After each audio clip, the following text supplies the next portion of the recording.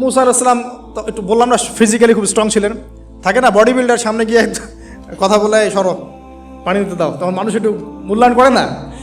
তো মুসা আলাইহিস সালাম এভাবে পানি নিয়ে দিলেন এবং বাছুরদেরকে পানি পান করালেন, করিয়ে গাছের নিচে